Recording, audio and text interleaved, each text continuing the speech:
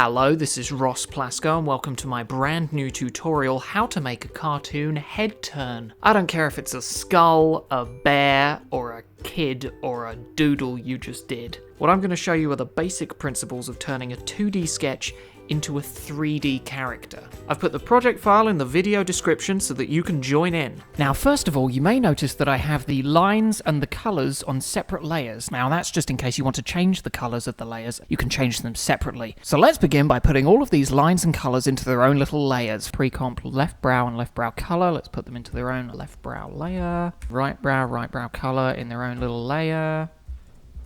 Nose and nose color, that should be in the same layer.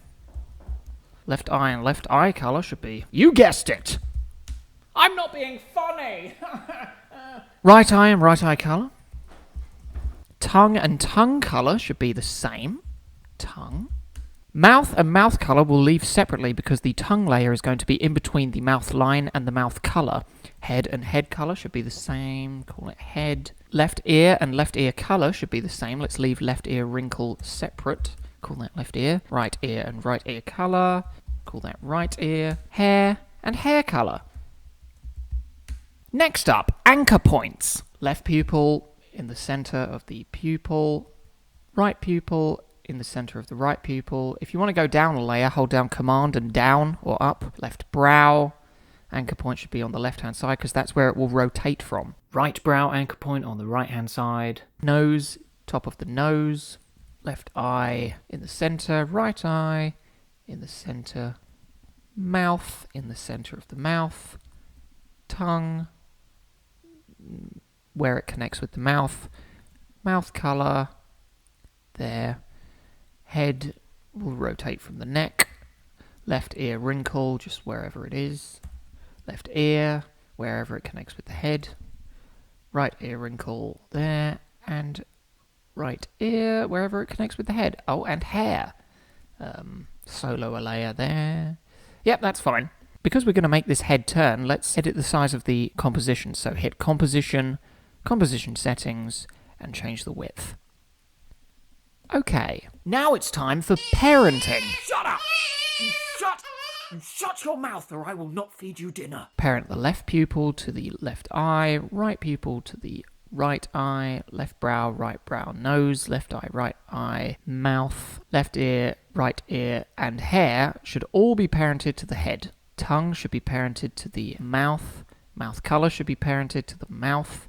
Head doesn't need to be parented to anything. Left ear wrinkle should be parented to the left ear, and right ear wrinkle to the, you guessed it, the fucking right ear. Here we go. Now we're ready to animate. What we're going to do is we're going to set up 3 different points. We're going to set up at the beginning, the character looking left, looking straight forward, which is where it is at the moment, and then at the end of this 1 second, the character looking right. And then we're going to set the RAM preview to forwards and backwards. So let's set up a keyframe for him looking forward, position all of them in the middle, and then let's go to the left and let's make him look left. Take all of the front features and move them to the left. Left brow, nose, left eye, right eye, mouth, all to the left.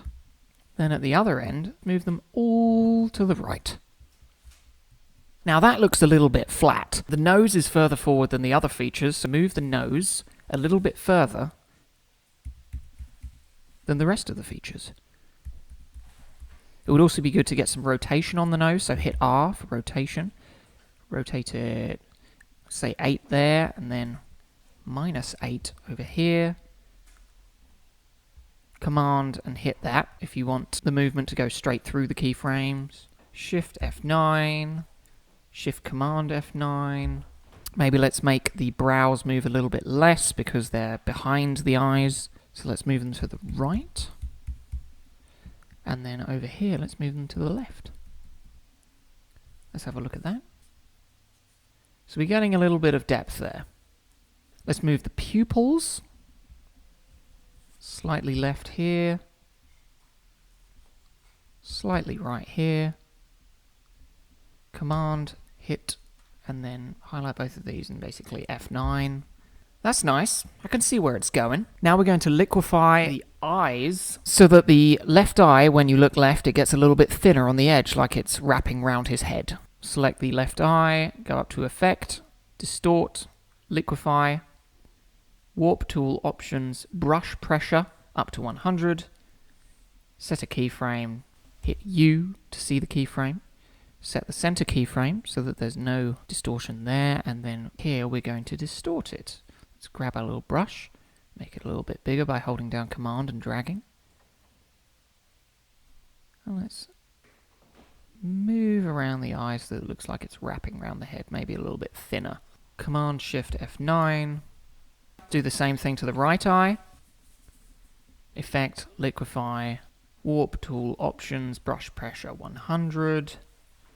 Distortion mesh keyframe, U to show all of the keyframes in the layer. Go to the point where it needs to be affected. Brush bigger.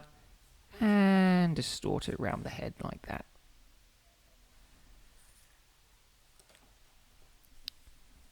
Shift F9.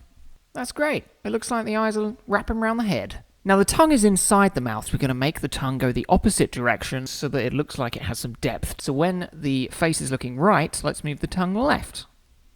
And then when the face is looking left, let's move the tongue, you guessed it, right. Command hit that. Highlight these two and hit F9 so that it's easy ease. And you can see there that it has some depth to it. Mask off the tongue so that it doesn't have the strange meaty appearance that it has over the chin there. Just draw around the shape of the mouth so that only the tongue is visible. Hit M, keyframe the mask path. Let's go along. And then move the mask path over there. Let's put another one in the middle, just in case it will fuck up. Excellent! So that tongue is definitely inside the mouth. So that's the front features.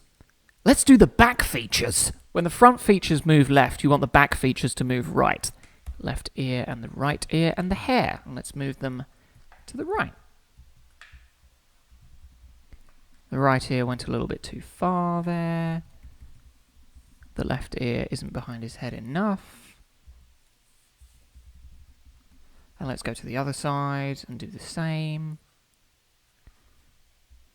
Left ear isn't far enough out. The right ear needs to be behind his head a bit more. And the hair, that needs to be all the way over here. Highlight the side ones. F9.